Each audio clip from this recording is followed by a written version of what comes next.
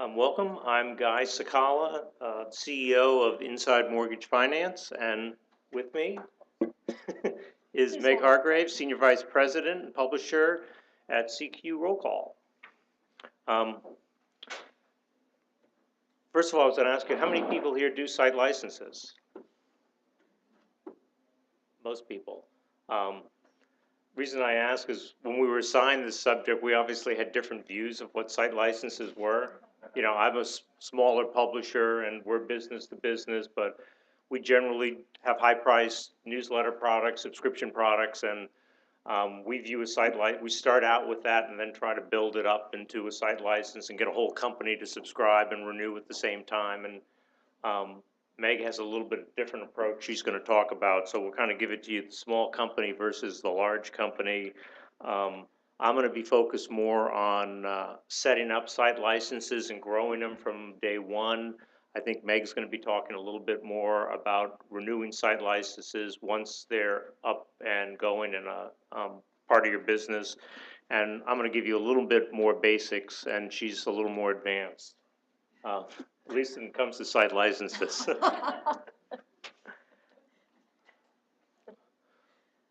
A little bit about Inside Mortgage Finance. If you don't know, we're a 30-year-old information company. Started out as a newsletter company. Newsletters now are about 60% of our business.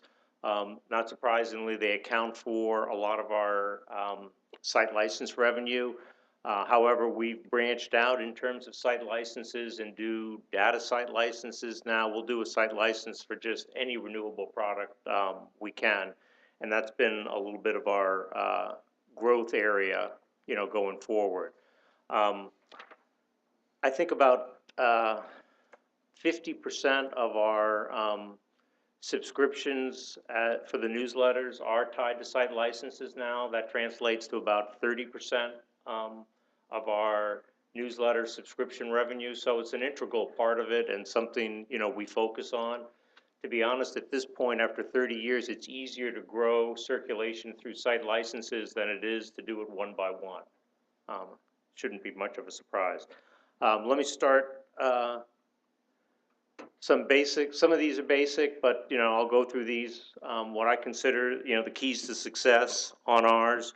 One is obviously try to build a relationship with your customers and find out what they really want. Try to make the site license a no-brainer, meaning no downside for it. Accommodate small as well as large customers. We used to have a minimum on that. We don't now, and we can go down as low as 3 or 5 subscriptions at a time we're willing to do because we think they can grow. Don't be afraid to think out of the box. That's more or less the data. We never really thought of ways that we could have people sign up for different data series. Sometimes these are products they don't access on a regular basis, quarterly, less frequently than even quarterly, but they're all renewable and they can all be set up as site licenses. We can talk about a pricing strategy a little bit. Even though, you know, I've mentioned they're developing a pricing strategy that works both for you and your customer. Increasingly, we're finding that our customers are looking for other things other than pricing discounts. And that's good to know, so it's much less of a focus. Keep it simple. That's particularly true when we talk about site licenses, agreements, contracts, that type of thing, which is what I was going to get to as the last point. Okay, the beneficial relationships with customers. By the way, anyone has any questions at any time, this is a small enough group, just shoot up your hand and I think we can field them as they come in. Generally, our customer service department manages all the site licenses. When I say identify site license opportunities, that doesn't mean who you can aggressively go after because they've got 5 or 10 people at the company and you might be able to grow it more. It's identifying companies for us that have problems managing them. We deal with a lot of large companies, and whether it's somebody in information services, their library or whatever, they hate managing subscriptions. And to the extent we can offer to take over those for them, manage their renewals, set them up with passwords, anything like that. They love it, and so we kind of stress that. Um, that's do you routinely help customers with the names on subscriptions? May sound simple enough. We find it's one of the biggest benefits we can give, particularly a company. Our largest site license, I think, is 500. That's a large site license to manage, and they're willing to pay us to do that. You identify and track multiple customers at the same firm. That is kind of the classic way people do it. You find out that 5 people at Bank of America get your newsletter or whatever else, and then you say, would you like to get together on a subscription, and we'll knock 10% or 20% off on it. The first answer we normally get from them, it's too much work. Joe's down the hall and I don't care what he pays for it. So we've learned that it's good to keep identify them and track them, but not necessarily to act on that action. Um, can you propose a site license and patiently track its progress over an extended period of time? We probably instituted 3 or 4 large site licenses this year, and most of them took on average 6 months. Um, some of these were government agencies, so that adds another level of bureaucracy to it. But the main thing is you have to be patient. You have to have a tracking system, whether it's in Salesforce or something else, and to understand that it could take time to do. And you're hoping these are going to be long-term site licenses so that you want the ability of people to keep adding to them over time, or if necessary, if they're shrinking, taking people over time, but you want it as a semi-permanent arrangement if possible. The no-brainer, we used to try to aggressively upsell site licenses, and we found that we were very ineffective at doing that. Um, very few people who we contacted for that reason I told you, even if they had 20 or 30 people who were getting it, they said, we're just not organized enough. This is a company of 30,000. We can't possibly get it organized, so you're not going to be able to do it. Similar company like that may come back to us later on and say they're willing to do it, but we needed them to institute the process. That's the whole make life harder for your customers. You can't force a site license on some companies. Some people say we can slip in 20 subscriptions if we don't put them all together. If we put them all together, that makes it too big a budget item, and we're not going to clear budget process. So you really need to be aware of exactly what your customer is up against in terms of budgeting and bureaucracy at their own company. And it's amazing, most your subscribers, if you can reach out to them or take the time to talk to them, can give you that information. Um, of course, if you can offer more information or more access to product, we have 8 different newsletters and probably 4 or 5 different separate databases. Um, most of our site licenses encompass more than that. Someone doesn't just get a site license for one newsletter, they get it across the board. So we try to make all our products available to them, and you have to be aware that they're buying it as a total solution, at least in terms of the information you're putting out there. And this is kind of redundant, but understanding your customer needs for before proposing a site license. What are they getting out of it? What do they need to get out of a site license? Most of it is to make their life easier. I think when we go into pricing, pricing is not the #1 concern for most of these people. Accommodate small as well as large customers. When we originally started, we wouldn't do a site license for under 10. Mostly because we were factoring in fairly large discounts, 20 or 30% if you got 10. Over time, for a number of reasons, we decided we don't want to offer that big a discount, and we're also willing to do much smaller ones. So we do, as I said, 3 is our minimum now, and I think we offer, I'll talk about it a little more in pricing, but we offer like a 10% discount just on 3. Most of our site licenses of 25 or more started out at 3. They didn't start out at 25. So I encourage you, even though it's kind of a pain in the ass to do it and you may not think it's that lucrative, it's worth it to build up the relationship. Um, the contacts that customers, not just the decision makers, we find that it's often not the decision maker who's the best person for doing it. It's somebody who manages subscriptions, whether it's through the library or information services, and it's somebody who can navigate the budget process very well. Um, we have, some people, one of our largest site license is 6 figures and doesn't even go through budget review. We don't know how this woman did it, but, we're certainly not discouraging her from doing it. But there are people like that out there, and it can be a benefit. We do provide incentives, in terms of the pricing, but we also do it in terms of adding extra data or something else. If somebody wants to get a subscription to something, but they have something here that they don't necessarily subscribe to, we're willing to throw that in as a sweetener to get them to do the site license. Thinking out of the box, we had somebody come to us and say, we're not interested in any of your newsletters, but we're interested in some of your rankings that you put in all these newsletters.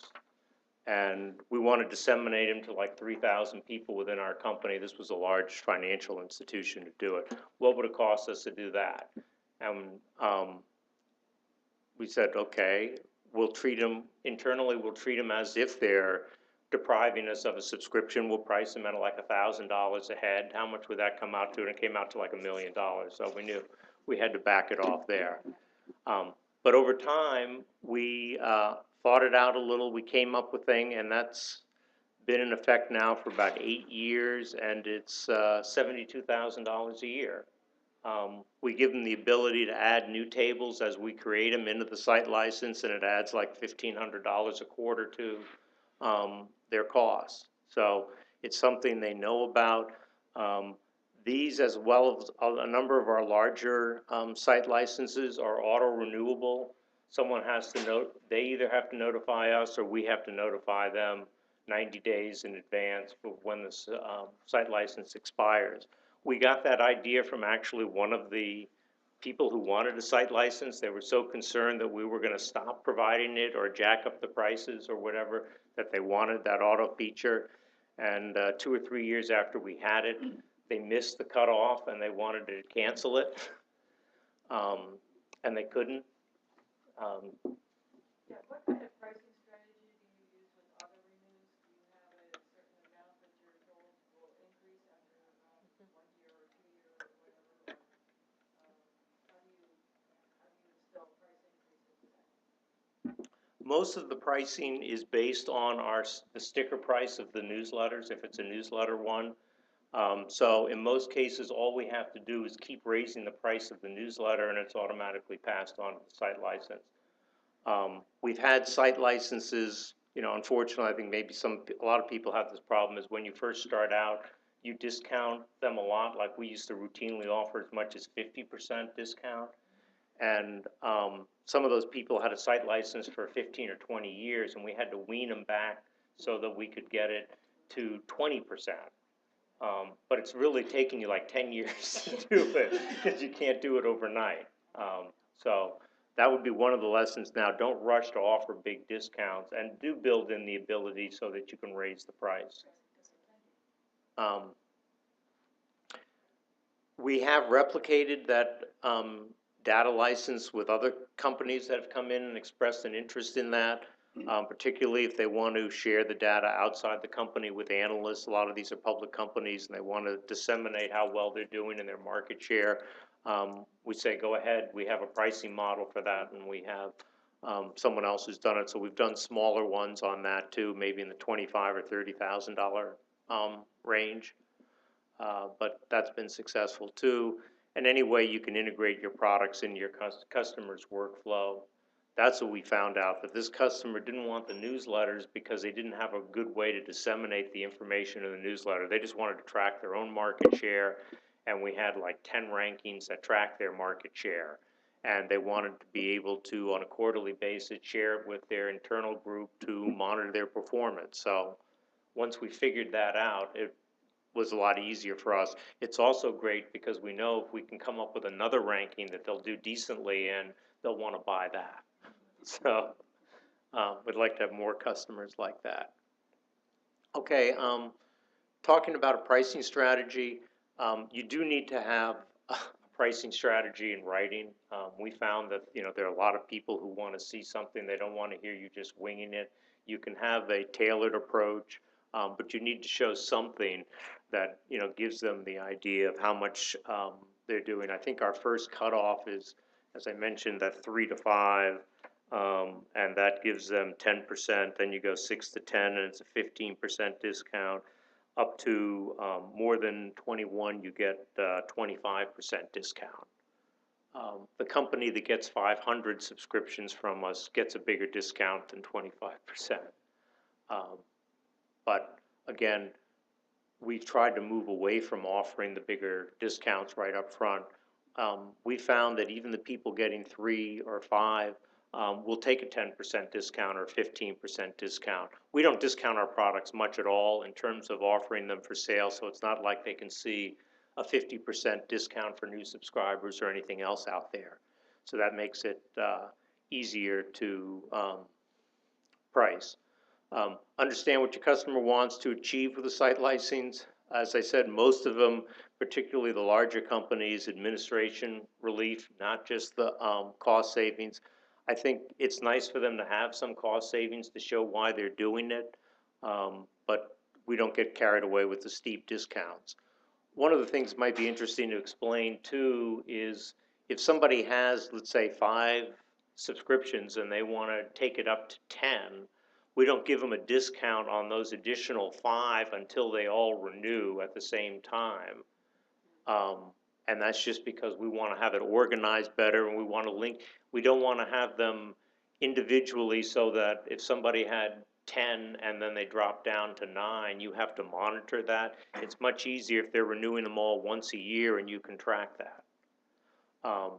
You also can adjust the pricing. We have one company that started out with 50 and now they get 20 and they're paying the exact same thing because the discount has gone down so much.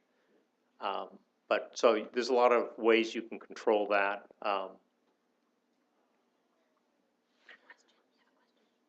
Question?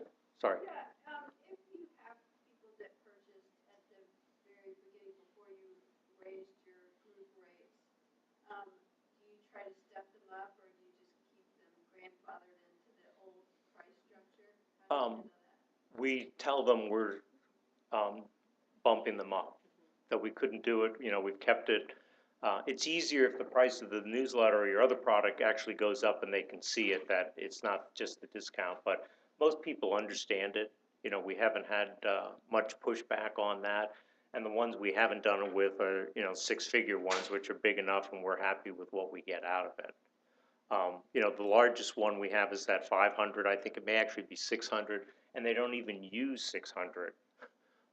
They just say, we have up to 600, you administer it, we'll send you 20 names of new employees this month, set them up with passwords, set them up with access, and whether they want paper or just digital and that kind of thing. We administer the whole thing for them, and they like that. But at any point in time, they're not even using the full number they're paying for, and they don't necessarily have a problem with that. Any kind of nonprofit or government site license rates that are? Yeah, we have government. We want to charge the government more, actually, but we don't. We probably knock 5% off for the government rate.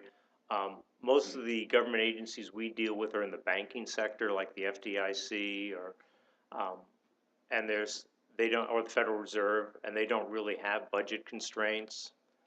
They make money, so they're not as Literally, yeah. yeah, literally, they print money. But they're not as cost sensitive as maybe some other government agencies. There are other government agencies we just don't have any site license with or much traffic with, like HUD, for example.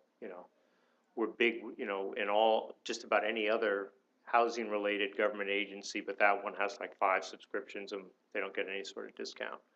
The last thing I wanted to just cover with you is, agreements, how complex, a site license agreement do you have?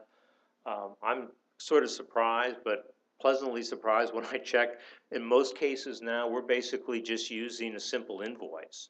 An invoice that spells out how many, um, subscriptions or users they have and a price associated with it and when it expires in 1 year or whatever else. Sometimes we've had someone ask for 2 years and the invoice just spells out 2 years on it. But it's a, simple invoice. It doesn't mean we don't have some legal documents. We deal with a lot of institutions that require it and they're a real pain in the ass to do. The one I mentioned that, had the, automatic renew feature is one they insisted on, but that's something that took maybe 6 months to negotiate. They started out with a 10 or 20-page document. We had to hire outside counsel. It's worked out in the long run, but it's a pain in the neck. And so when they ask us what they want, um, we start out with the invoice and see if that works. And we actually got that idea from, a company that came to us and said, we want, 200 or something. We said $50,000, and they said, we can give that to you in a week if you don't require us to sign any sort of agreement or whatever. And we said, sure. And that kind of, convinced us, to do that. All of our, site licenses are paid up front, which means, it's, a lot of them renew from January to December. They have to pay before January. We cut them a little slack. Some of them are slow to actually get the payment in, but we don't necessarily, take any bill me laters or, accommodate quarterly payments. We really haven't had a lot of people ask us for that. That's about it, unless you have any more questions for me.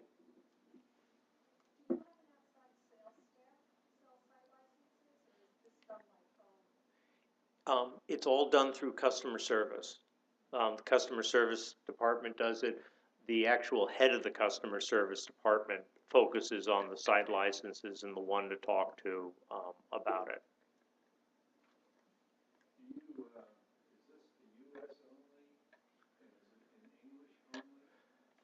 Um, it's, international, but it's only US, it's only in English. But we sell 90% is probably, US. We have, a couple hundred, basically subscribers, for maybe our flagship publications. We have one that tracks the mortgage securities market, and, basically foreign, investment banks get it and subscribe to it. No,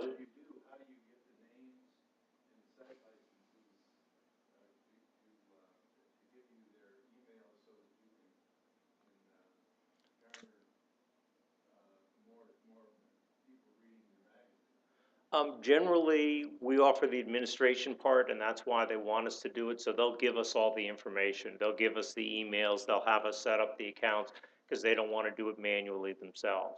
Nobody wants to try to redistribute it themselves, or even post it on an intranet or something like that. So, we don't have any,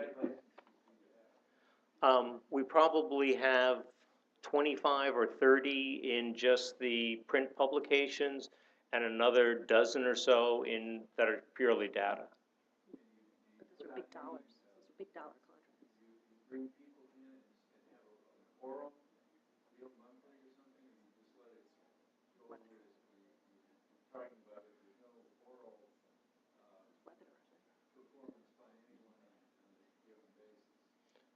You're talking about selling it in terms of?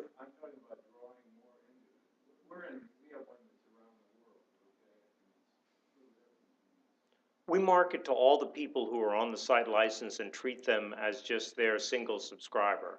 We'll, promote webinars to them, we'll promote special reports, whatever else we sell. We view them as independent, individual contacts, and we do sell them a lot of stuff. you know, regardless of whether someone has a site license, that doesn't mean an individual can't come and buy something separately on their own, and they do often. How well trained is your CS staff in regards to dealing with technical issues like network access and things like that that company runs? Very well trained. Uh, you know, that's one of the strengths we have. We don't have any voice jail. We have people who actually answer, you know, we have a small enough circulation. You know, probably at any time we have 5,000 active clients or customers that coming in, you know, on a daily basis. You may be getting 10 calls an hour or 2 hours, so it's not an overburden. We have, you know, 3 or 4 people available to do the calls, but all of them are trained in terms of helping you get access to the website, resetting your password if necessary. They all have access to whether your company is paid and, you know, whether there's a problem with it. It's also a good way to test, you know, people who are sharing passwords or trying to share the account, you know, that's an upsell, or turn it over to our legal department. Just as a follow-up, is there anybody within your technology department that services the main sort of conduit of information to the issues that are a little bit more complex than the normal thing they run into? The primary one they'd run into is just not being able to access their web account, and web access. And we actually have one of the people who set up our system for us in the room, but the number one problem is they forgot their password, or the company name isn't the right one they should be using, or something like that. It's very rarely an IT problem. Do you commission your customer service reps on site licenses? Probably should. But she's fairly highly compensated and gets bonuses annually based in part on how many, you know, new large site licenses she brings in.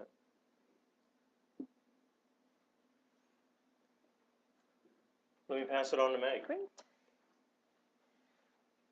For those thinking that Guy's voice sounds familiar, you may remember hearing him on the airwaves during the housing crisis. He was on TV. Every time I turned around, he was on TV or on NPR commenting about what was happening and helping folks like CNBC and CNN and Bloomberg and others, and Wall Street Journal. He's continually quoted. So if you need to find a good mortgage, just call Guy, and he'll try to sell you on a site license, but you'll get a good mortgage rate. So I'm Meg Hargreaves. I'm Senior Vice President and Chief Client Retention Officer at CQ Roll Call. And I wanted to start out by just telling you a little bit about who we are, what we do, kind of how we do it, how we sell, and then I'll walk you through what I've compiled as 7 tips for growing and retaining your site licenses. So we are CQ Roll Call. We are a wholly owned subsidiary of the Economist Group. That's the Economist magazine. And the Economist bought Roll Call back in the early 90s and then bought CQ about 5 years ago. So they very creatively put the two names together, and there we go, CQ Roll Call. That's how we came to be. We have the largest press corps covering Capitol Hill. We're coming off a very busy week, as you can imagine. Our reporters have been up nonstop interpreting the election results and what it all means for the 114th Congress, which convenes in January. Of course, the Senate has just flipped to the Republicans. So this is all wonderful news for us as a publishing company, because change means that people are scrambling for better understanding of who the new players are. All the chairmanships of the committees will flip hands. So we'll be jockeying for the power positions. And then, of course, the list of issues that will be high on the priority list will be all different in the Senate, because the Senate leadership is now in the Republicans' hands. So it's all good for us, and we're trying to leverage that however we can. We cater to the inside the Beltway set. So that means we sell our content. It's a beautiful thing. We sell it right back to the people that are actually doing all this legislative work. So our 2 of our biggest market segments are Congress itself. We have one of our largest subscribers is the entire U.S. Senate. Anybody in the Senate can access all of our content via IP authentication, our flagship product. We also sell a great deal of content and services to the federal departments and agencies, because they work very closely, obviously, with Congress. And they're looking to Congress to approve all of their funding levels. Then we sell to other stakeholders, people that are trying to influence what happens in the House and Senate. So the government relations departments of major corporations who have representatives in Washington, associations who are lobbying on behalf of their constituencies, their members, the law and lobbying consulting firms, the media, and we also have a fairly large footprint in the academic market, although that's largely a second rights play. We have strong partnerships with EBSCO and ProQuest and LexisNexis and others. So our primary products are on the right. CQ Weekly, of course, our weekly magazine. We've been publishing since 1945. Roll Call is the newspaper of Congress. That's kind of like the campus newspaper. So that's where you go to find out all the back stories about the personalities on the Hill and who's collaborating with who. And it even has a flair for the community of the Hill, like restaurants and other popular cultural things that happen on the Hill. We sell print advertising in those two publications, though those are our two remaining print publications. We are actively managing the decline of print and trying to move as much of our advertising to the digital front as possible. Then we have our biggest revenue generator, which is the white website there, CQ, CQ.com. That's our flagship product, and that's what I'm going to spend the balance of my time talking about today. On the right there, you see Engage. That's our software as a service product.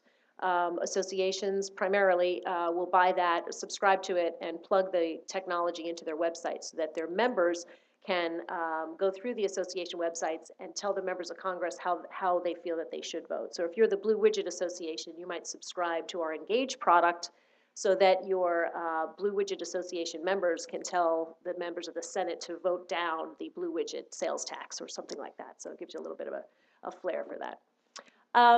So I'm going to focus primarily on our flagship product, which is CQ.com, and I'll tell you first about how we sell. We've had lots of different sales structures on the circulation side over the years, as many companies. You kind of switch to one way or another based upon market conditions and how you're doing as a company. We now have 3 market-facing sales teams on the circulation side. We're not talking about advertising. We have a separate advertising sales team, and that's led by Beth Bronder, my colleague here, and Mary Cadwallader, who's also up front. So this is circulation only. We have 3 teams, and those teams do different things. We've decided as a company, because the government market is so critical to us, we have a team that handles both new sales and renewals for the government. They handle it all from cradle to grave, from the identification of the new client all the way through to renewal, and we have a very significant revenue base there. We have a very tenured team in place, and we've decided we're not going to rock the boat there. We're going to let them manage it. All of those subscriptions are site licenses. Then we have a new sales team. They're just the pure hunters that go after new deals that are non-government related. So every other market except government. And then we have team retention, and team retention is going after renewals for everything that's non-government. So that's our basic structure. It's working really well for us. It gives us the focus that we need and the discipline that we need, and it is working fairly well for us. And it's important to note that all new sales that we do, with the exception of someone who comes and calls and wants a new print subscription to Roll Call for $1,000 or a single copy of CQ Weekly print subscription, those are one-offs, but that is a decreasing amount of our business. Everything else that we sell for CQ.com is a site license. It's complicated. Every price is really custom. I'm getting to that, though. I'm glad I'm going in the right direction here. So CQ.com is our flagship, and it started out as Washington Alert. Not to date myself too much, but my first job was at McGraw-Hill Government Relations, working for Cindy Braden, who some of you may know from the SIA. And my first job was to do the dial-up coupler, plug it in, and go on to Washington Alert, which was the predecessor to this, and download all the new bills. So it's kind of ironic that I'm now back supporting the sales efforts for this product. It's kind of brought me full circle. But historically, what we've done with CQ is we've added databases over time. So this product has over 40 different databases, but we now sell it we used to sell it on an ad hoc basis. So we would always have something to go back and sell someone each year. So there were 40 databases, and you might have 10 or 15 databases. Every year you had something else to tack on to that site license. But we're now selling it a little bit differently. We're selling it in site licenses based on content packages. And I'll show you what I mean there on the next slide. Regardless of what content package you get all of the items on the left. You get full website access, you get alerts on any topics that you want to set up, and we have account executives that will help you do that to make sure you have very accurate results. You get standard newsletters, morning, noon, and night. We have about a dozen different newsletters for you to choose from overall morning briefings, afternoon briefings, and then vertical briefings. So we've got lots of different options depending on what your needs are. We offer free training and support. We will go to your office. We will do a custom WebEx just for your team. We have more off-the-shelf WebExes that you can look at on demand. And most recently, just in the last month or so, we've launched almost 20 training videos. And those are really, really having a wonderful rate. We're getting a great reaction from our clients on those because they don't have time to spend an hour being trained on a system. But they do have time to watch a 5-minute video about the one feature that they really need to know now. So that flexibility is really working for us, and I think is really going to help us increase our engagement with our users. So 40 databases, we've now, just about a year ago, we did away with the a la carte Chinese menu way of selling, because as you can imagine, our pricing was all over the map. And when I mean all over the map, I mean from like 0 to a million, it's all over the map. So we've boiled down those 40 or so databases into 4 primary content packages. We did a lot of analysis around that. And over the course of the last year, we've been renewing people into those packages. So it hasn't been a forced march. It's not like all of a sudden you log in and you have access to a whole bunch of things. We've done it as part of the renewal process. And in doing so, we have generated a significant amount of upsell because we've moved people who maybe only had 9 of the 10 databases in package 1. We've been able to say, hey, if you just upgrade to the package price, you get these 2 extra things. Then we lock them in. We've been able to increase our upsells and also really improve our renewal rate. So this is part of the reason why when Keith White presented this morning, if you saw his renewal rate report for our company, this is part of the way that we got there, how we improved our renewal rates by a nice margin over the last year. So content packages really working for us. We've also added white papers, webinars, and discounting to live events. We just had an event last Thursday, our Election Impact Conference, and we offer subscribers a discount if they want to come to that live event and hear what we thought about the elections. The white papers are working well. We will basically take our coverage on, say, Ebola, put together a white paper, and we send it out to our subscribers, and that really speaks to workflow. You only get that if you're a site licensed subscriber. You don't get that if you're just a print subscriber. So it's another benefit that we're adding that adds value to their subscriptions. We're also doing roughly monthly webinars on whatever topic is hot. We let our newsroom decide that, and we send out, you see up in the right-hand corner, that's an example of a little email template. We send out, I think that actually happened today. Actually, it happened about an hour ago. We did a briefing on oil and natural gas imports. And of course, oil and gas is going to be a big deal now with Keystone is probably going to get approved now that the Senate is Republican. So we probably got good attendance on that one today. So on to my 7 tips. Number 1 is pricing discipline. Before we move to packages, the account representatives who were renewing contracts and new salespeople could basically go out, sell a deal, have the contract signed, and then the contract would just come into finance. And it would have pricing that sometimes it aligned with the guidelines we put together, and other times it was wildly discounted or wildly, at a wild high price. And both can be very problematic. So what we did, and I will tell you it was very painful to roll this out, we created a much more sophisticated mousetrap, and we flipped the model on its head. Now, as of about 3 or 4 months ago, and we did this with the partnership of finance, you cannot send a price or a proposal or a contract out to a client without having it approved first. And it only gets approved if it meets a certain pricing threshold. So we do give the frontline folks the ability to discount within reason. And the discounting approvals go up as you go up the chain. So a frontline person might have the discounting authority of 10%, vice president of sales might have 15, it comes to me, and I might have 25 or 30% if it hits my desk. The ultimate say lands on the CFO's desk. And Asif Jalil, who's here, he and I will, I'll say, listen, we got to push this one through. It's a renewal. It's important. Here's why we need to discount it. And he and I will huddle and we'll approve it. So we've turned that control on its head. We had very little control before. And now you can imagine what some of the sales reps, their reaction was when we said, you can't send anything out before we see it. And they were, we had a lot of cowboys on the front lines that were used to just sending out proposals out at whatever price they wanted. So this is really helping us understand the business a bit more, which is critical. This also goes to the theme that Keith mentioned this morning, being a data-driven company. So it's really helping us understand, number one, what the market will bear, and it's also helping us understand who the heck was giving away the farm, because there are people out there that were just, because they didn't have the sales skills to sell the value and get the price point, they were just discounting. So some of those people are kind of no longer with us, so this is help. Pricing discipline is really important. It doesn't have to be a sophisticated Salesforce-based workflow mousetrap. It can be an Excel spreadsheet, and you can post it on your intranet, and you can basically just yell at people if they don't hit the pricing thresholds. But you have to control it. That's the first step to really understanding your business. Do you have any idea how that's helped your revenue, having that pricing discipline and that approval process? We were just able to increase our circulation forecast by a nice healthy margin from our last reforecast because we've tightened some of this up. So I definitely attribute that to, at least in part, this. We're doing some other things, but So you think it's significant? yeah, because we say you can't send this deal out until you hit the pricing threshold. So, the account representatives want to get their renewals in because they don't get their commission if they don't get their renewals in. And if they don't get a certain dollar threshold, they're not going to hit their number.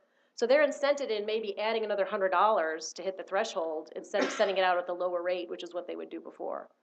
So at every $100 here, $50 there, it tends to add up. We have thousands of thousands of contracts. So it's definitely helping. This is really a complete no-brainer, but for those of you that are not doing it, this is our My Subscriptions page. It's not the final one. It actually is fraught with errors, but just pretend you don't see that. This is the penultimate version. The new one just launched on Saturday. We now have packages, so if you only subscribe, for instance, to our news and schedules package, which is kind of the base collection of databases on CQ.com, we will show you what you don't subscribe to. So you'll get a whole list of the other 35 databases that you can see what they look like, but you can't actually use the content. And then we give you a call to action. Say, well, if you see this over here and you're excited to buy it, send us an email or call us and we'll show you how to get into the next package.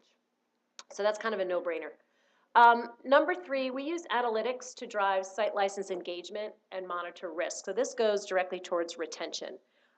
We have a subscription to Scout Analytics, which admittedly is very pricey. We're actually in the process of also looking at Google Analytics Premium as an alternative.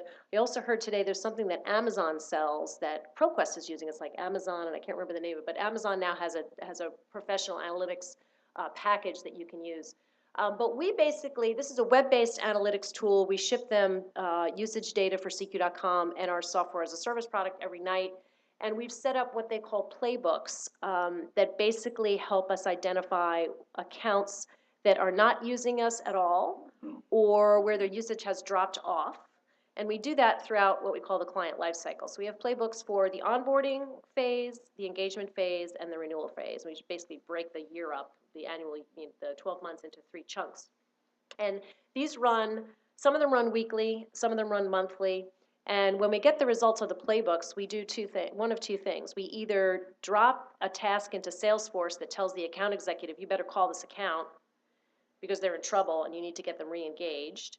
Or we send out an automated email from Marketo to those users. Sometimes it's at the user level, sometimes it's at the primary contact for that account, depends on what the playbook is.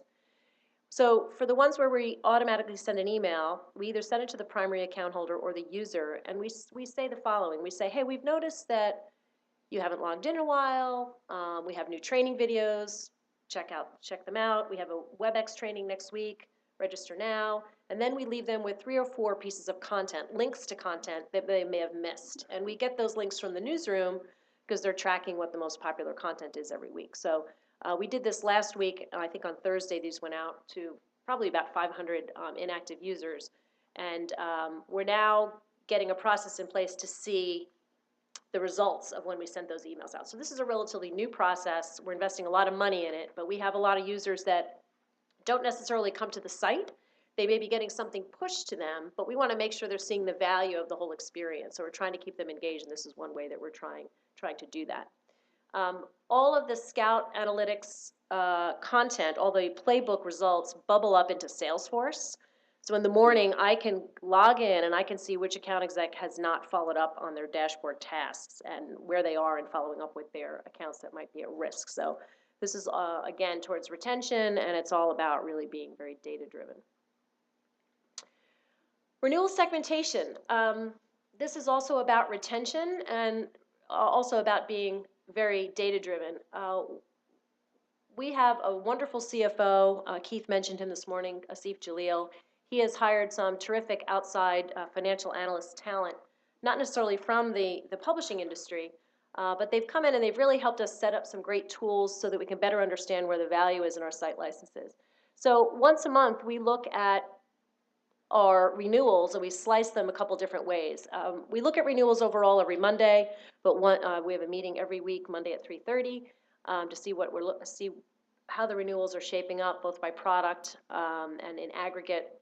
But then once a month, we also look at our renewal rates by industry, by length of the contract, meaning tenure, and then also by contract value. So not telling you anything that is going to shock you, but the longer someone has been a subscriber, the more likely they're going to stay a subscriber. And the more money they spend, the more likely they're going to renew. So if we could just have $50,000 contracts that are 8 years or older, we would be rolling in money for the rest of our lives. But we know that's not reality. There's a solution, so it's the yellow boxes. So it's really important for you to understand where the value is, because then you can really target your activities. You can say, you can structure your team to push resources into one bucket or another and say, you know, this month we have a lot of small associations that get product X and have only used product X for 2 years. So we know that those accounts might need some extra help in renewing and extra encouragement or what have you. So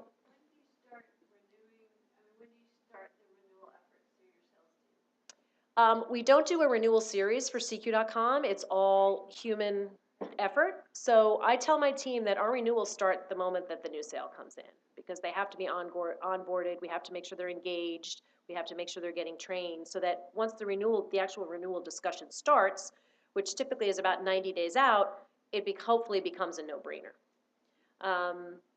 So what we do at CQ Roll Call is, for every CQ.com subscriber, 90 days before they come up for renewal, it becomes a task for the account executive in Salesforce. So they can log in any moment and go, oh, here's my renewal queue. And we can also see what their progress is in reaching out, whether a contract has been sent, whether they're engaged in talking to them, whether they're at risk. And the account executives, 90 days out, have to start projecting the likelihood of a site license renewing. So we have a field in Salesforce that says likelihood of renewing, and then a second field, which is the amount of money we expect the renewal to be. So every Monday when we look at renewal reports, we see what the actual renewal rate is, and then we have a projected renewal rate for that renewal period.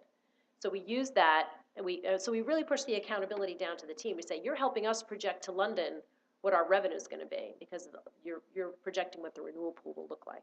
So, yes, and these are all fake numbers, by the way, as far as you know. Could be any one of our products, yeah.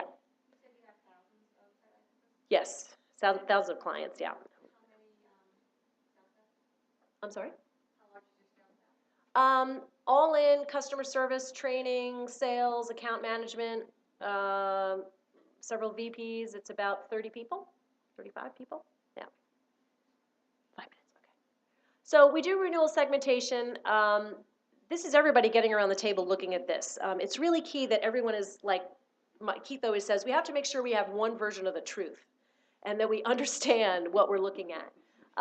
We now use this for outreach, for marketing, for client support, and just for understanding what our risk is.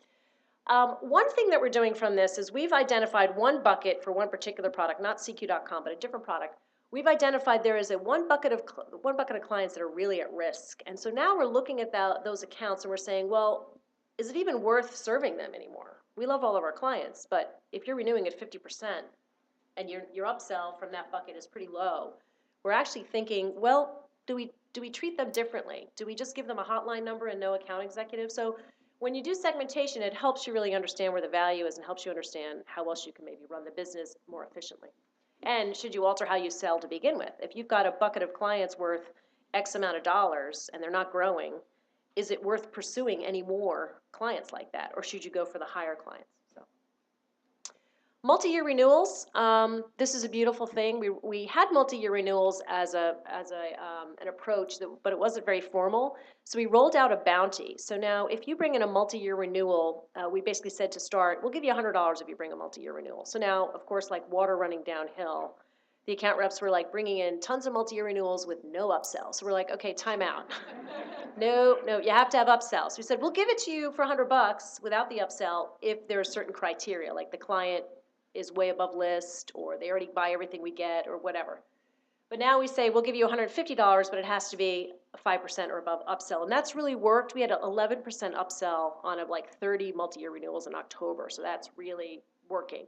Clients love the budgetability. They like, a lot of times you go back for the renewal on a 1 year and you say, oh, well, your increase is 5%. I didn't budget for that. Well, now they can't say that when they have a multi-year renewal because it's all built in. So I encourage you to use this, start informally. We have a formal process with a bounty, and the account executives are loving this. We've closed about 100 of these in the last 90 days. Amen. Yes? We have sort of a tacit rule that you can't do more than 2 years for a bunch of reasons. Oh, believe me, we had somebody come in with a 4-year that was like a 2% upsell. We're like, yeah, no, you could do 2 years, and then you've got to go back for the next 2 years. So, yeah. We also had somebody today, no lie, came in with a multi-year renewal for $750, and they wanted their $150 bounty because it was a 5%. And I'm like, well, no. So you always have to tighten your rules. You think you've got the commission plan all nailed down, and then they'll find a way, like water running downhill. So we said, okay, we just sent a note out an hour ago saying any multi-year renewal bounty has to be a minimum of a $2,500 site license, or else this just doesn't make sense. Be data-driven. I've covered most of this, but sit down and look at your renewals every week. It can be painful, but there's a lot of power in understanding the numbers. Gap reports are another great idea. You should constantly be looking at which clients have X but not Y, and then you need to go after those clients and sell them Y. I mean, gap reports are something you can do in Salesforce pretty easily. In the interest of time, I'll just skip to the last one. Site licenses aren't just about content. Guy mentioned this earlier. We sell content packages, and then most of the tools that you get are included regardless of what the content packages are. But what we're finding is that our clients really don't want more information, and that's good for us because it's expensive to create information and content. But they do want more efficient ways to use the information that they get from us. So what we did was we went out and we said, well, what do you do with the information? Tell us before and after. Before you go on CQ.com, what are you doing? Why do you come in? What are you pulling? And then what are you doing with it? And we found that the vast majority of them were taking our content, doing something with it, and sharing it with other people. So we're really going to be focusing on workflow tools in the next 12 months and adding value that way. Because if you're integrated more into the client's workflow process, they're more dependent on you. Which means that you're more entrenched, you can get more users involved, and that typically means that your renewal rates will go up. So we're going to be focusing on broader sharing capabilities, not just within the enterprise, but outside the enterprise, and also some custom tracking and reporting capabilities that allow people to create reports from our content, because that's what they're doing anyway. So we've got to jump into that workflow and help them do their jobs.